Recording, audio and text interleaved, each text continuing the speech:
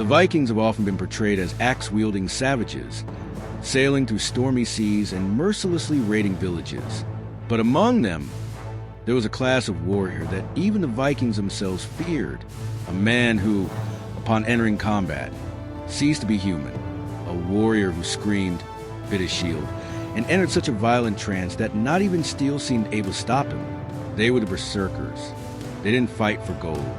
They didn't follow rules. And often, they couldn't tell friend from foe. Clad in bear or wolf skins, they walked straight into the heart of battle and didn't always return. The most terrifying thing wasn't their strength or their rage. It was that no one understood where their power came from, or how to stop it. Were they real or just a legend? Cursed warriors, or victims of their own mythology? Stay with us, because you're about to uncover the story of the most feared warriors in the Viking world.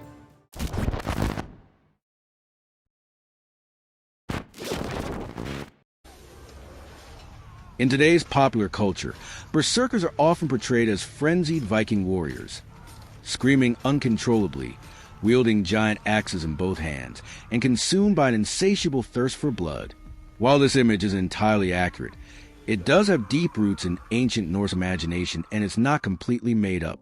Since medieval times, Scandinavian texts have spoken of certain warriors whose behavior was anything but ordinary. They were described as men who fought possessed by uncontrollable rage, impervious to pain, capable of extreme acts of violence, and prone to losing their minds in the heat of battle. These men were called berserkers, a word that could be interpreted in two ways: bear shirt or bear shirt, depending on how one translates the Old Norse. But here lies the first mystery. Did they really exist? Studying berserkers is complicated, because the sources that mention them are often confusing, contradictory, and heavily steeped in legend. Most of the accounts come from sagas written centuries after the events they describe, blending historical fact with mythology, poetry, and religious symbolism. Some historians argue that berserkers were real, though likely exaggerated. They point out that there are simply too many references across different medieval texts to dismiss them entirely. Others believe they were a cultural construction, a mythological archetype meant to represent chaos, warrior madness, and animalistic power.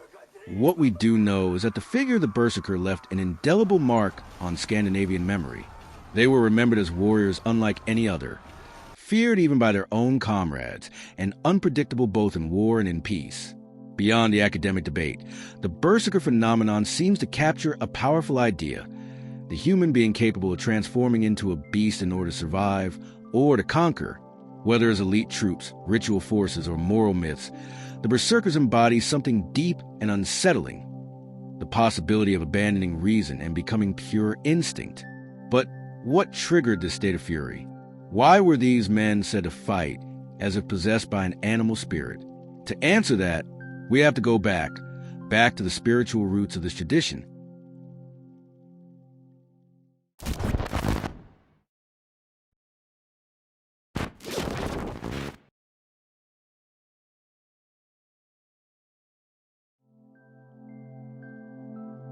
To truly understand berserkers, it's not enough to look at how they fought.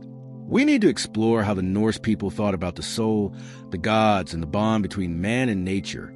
In ancient Scandinavian beliefs, the world was inhabited not only by humans and beasts, but also by spirits, invisible forces, and entities that lived in trees, mountains, animals, and weapons. The line between human and non-human was not rigid. In that universe, a man could, at certain moments, become something else. This is where the concept of animism comes in, the idea that all beings, humans, animals, even objects, have their own spirit.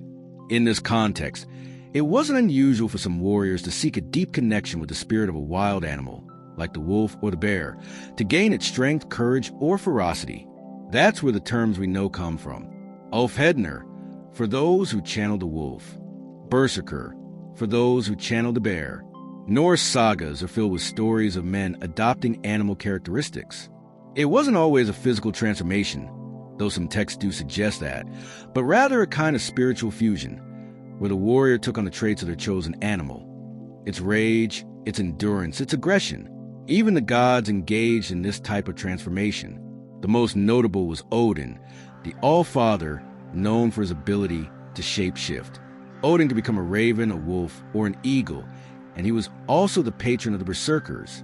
Many of them, according to the sagas, were part of warrior cults dedicated to him. In this sense, Berserkers weren't just warriors. They were religious figures, men touched by the sacred, the wild, the uncontrollable. Their transformation, whether real or symbolic, wasn't just a war tactic. It was part of a worldview. Entering combat wasn't merely a physical act. It was a trance ritual, a spiritual experience in which one left humanity behind to fight like a beast. But this connection to the animal came at a price. Because once that boundary was broken, returning to a human state wasn't always easy. And when the fury was unleashed, nothing and no one was safe. What happened when they entered that trance? What did it feel like to reach that total rage that separated them from the rest of the world? In the next section, we'll dive into the heart of the most disturbing phenomenon of all, the berserkergang.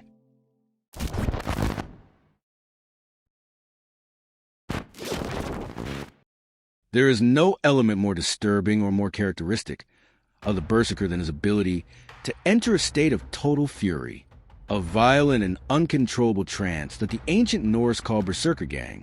It wasn't mere anger. It was a transformation of body and mind, a phenomenon that even today defies all rational explanation. Ancient accounts describe it with such specific detail that it's hard to believe it was purely poetic exaggeration. The process began gradually, like a spiritual illness. The berserker would start to tremble, his teeth would chatter, his skin would go cold, and his face would change color. Then his body temperature would rise, along with violent impulse. His breathing would quicken, his eyes would widen, and finally, the warrior would lose control completely. In this state, he recognized neither friend nor foe. He attacked anything that moved. He could kill animals, enemy soldiers, or even his own companions. According to some texts, berserkers bit their shields, roared like beasts, and charged into battle without fear of death. It was said that during the trance, nothing could harm them. Swords, spears, and arrows seemed to bounce off their bodies, as if their flesh had become invulnerable. In Egil's saga, one warrior could only be defeated by having his throat torn out. Other sagas claimed the rage could last an entire day, and once it ended, the berserker was completely drained, as if awakening from a fever. He would be weak, unable to stand, vulnerable like a sick man just out of bed. This cycle of fury, trance, violence, and collapse turned the berserker into an ambiguous figure, feared in battle, but also unpredictable and dangerous beyond it. And that had consequences. The price of fury. In Viking society, violence had an accepted place, but was violence regulated by codes of honor, loyalty, fidelity, respect for allies? The berserkergang broke all those boundaries. When a berserker entered a trance, he could become a threat to his own community. It wasn't just his strength that frightened people. It was the fact that he couldn't control it. That's why many were socially rejected. Though they could be used as military force by kings, jarls, or warlords, they were rarely accepted as normal members of society. They lived on the fringes, in forests, or wandering lonely roads. Some ended up as bandits. Others became feared figures no one dared provoke. Literature of the time reflects this, sometimes portraying them as monsters, other times as martyrs of their own nature. Some were admired for their strength. But even in heroic sagas, the berserker often appears as a final enemy the hero must defeat, a symbol of chaos, of excess, of the danger that comes with unchecked power. In a culture that valued self-control, the berserker was the exception, and because of that, he both fascinated and terrified. Some have tried to explain this phenomenon through modern psychology. Some link it to mental disorders, post-traumatic stress, or even the use of hallucinogens like the Amanita muscaria mushroom. Others believe it was a trance induced by extreme rituals, fasting, sleep deprivation, or even self-inflicted pain. But the truth is, we don't really know.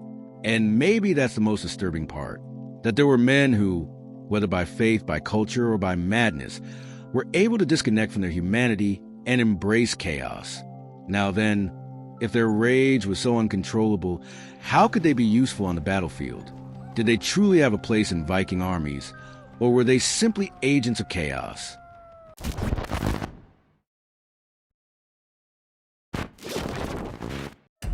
In the modern mind, When we picture a warrior, we often imagine him clad in shining armor, wearing a helmet, carrying a shield, and holding a gleaming sword.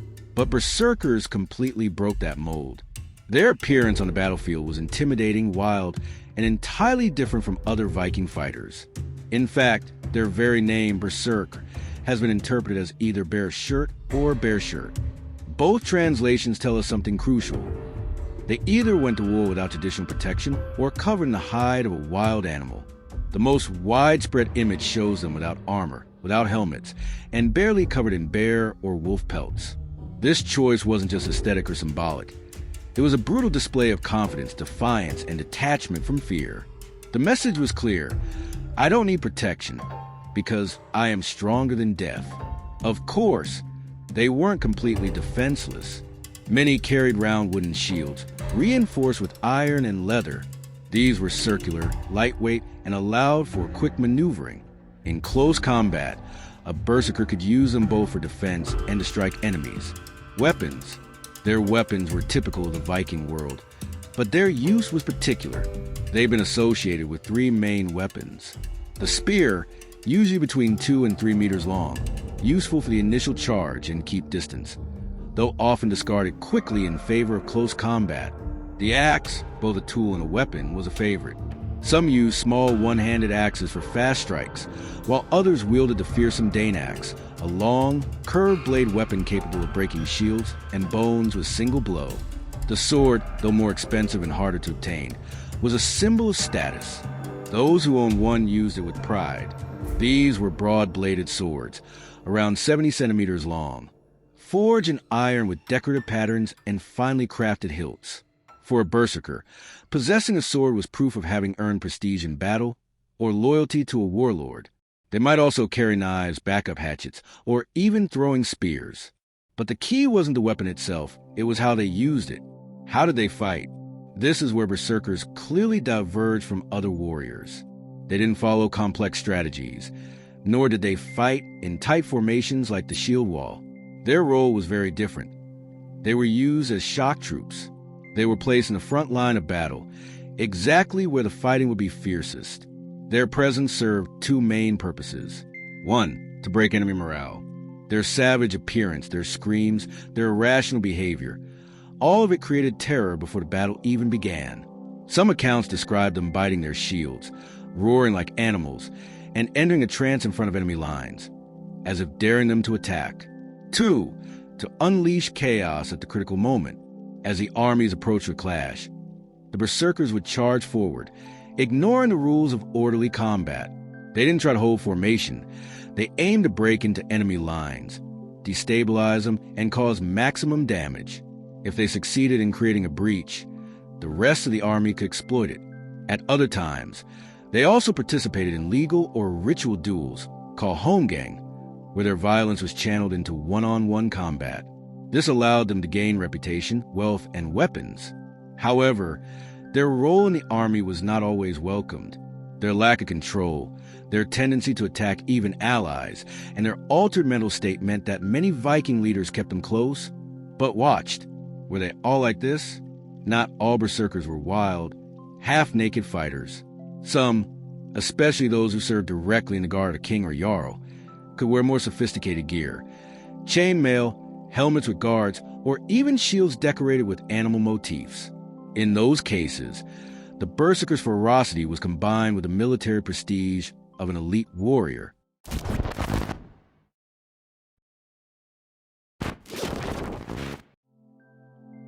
For centuries, berserkers spread fear across the battlefields of northern Europe.